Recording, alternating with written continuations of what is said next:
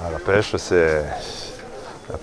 c'est quelque chose qu'on ne peut pas définir, mais c'est en soi. Et puis la pêche, déjà c'est la liberté, c'est un peu tout. Et puis la diversité aussi, il y a beaucoup de choses. Chaque jour est différent à la pêche, il n'y a rien de pareil, ça change tout le temps. Voilà. Et puis après, comme je dis, la liberté. On peut faire ce qu'on veut, hein. On va où on veut, on fait comme on veut, on choisit le lieu de pêche, on choisit beaucoup de choses. La mer, on la ressent en soi, on la vit la mer. Voilà, c'est un manque même carrément. Donc voilà, si pendant 15 jours je ne vais pas à la mer, après ça ne va pas, quoi, hein. Voilà, c'est quelque chose qu'on a en soi. Bon, je pense que plus ou moins tous les pêcheurs sont à peu près. Le vrai pêcheur, plus ou moins, est à peu près pareil. Prud'homie, j'ai été 3e prud'homme il y a 9 ans. Et au fur et à mesure, j'ai évolué. Après 2e prud'homme. Et après, là, ça fait 6-7 ans que je suis 1er prud'homme. La prud'homie, ça représente, c'est-à-dire, à notre niveau qui est vraiment très faible, mais c'est pour essayer de défendre la petite pêche, pour essayer de défendre les pêcheurs. J'essaie au maximum de défendre le peu qui nous reste ici. Voilà. On a quand même un peu de pouvoir. Bon, enfin, après, on le retransmet ailleurs.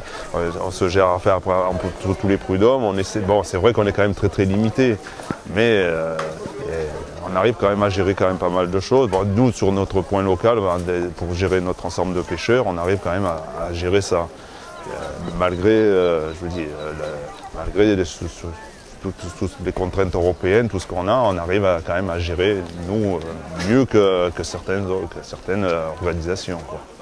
La ressource, nous, elle se gère parce qu'on le sait, plus ou moins, elle se gère déjà d'elle-même parce qu'il y a un poisson qui est abondant, donc on va le pêcher, mais les poissons qui sont en faible abondance, on délaisse cette pêche, donc elle est gérée quasiment d'elle-même, quoi. Des contraintes lourdes, c'est pour des trucs à peu près logiques, donc par eux-mêmes, chaque pêcheur suit toutes ces contraintes qui sont pas lourdes, c'est juste du bon sens, quoi, c'est tout, hein. Nous, déjà, il y a beaucoup de choses on a des périodes, comme sur la langouste qu'on parlait. La langouste, bon, on la pêche quasiment que pendant 4 mois. Et après, quand elle commence à être grainée avec les œufs, on arrête la pêche carrément. Et donc ça fait quasiment tout l'hiver, on laisse reposer. Toute la période d'hiver, on interdit la pêche, quoi. La pêche artisanale, c'est surtout des réglementations inutiles et aberrantes qui nous tombent tous les 6 mois. On se retrouve avec, entre certaines tailles de poissons, certaines réglementations, des quotas complètement abusifs et qui sont dérisoires, qui ne servent à rien. Voilà, et quand on voit des espèces très abondantes, qu'on nous interdit de pêcher, et que d'autres espèces qui sont vraiment en danger, et qu'on continue à pêcher au maximum. Donc il y a beaucoup de choses qui sont faites à l'envers. C'est fait par des gens, c'est fait pour une généralité, pour des gros armements, certains bateaux qui ne nous correspondent pas du tout, et que ce soit par des gens qui ne connaissent pas du tout le coin, la question, et tout comment. Voilà, c'est pour ça qu'on est très mal géré. Je pense que même c'est un des seuls métiers où il pourrait y avoir encore de l'avenir pour les jeunes, mais en étant géré normalement, quoi, par des gens qui savent ce qu'ils font, quoi, voilà.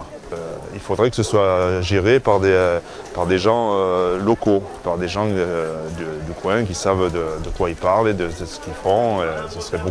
On serait beaucoup mieux géré.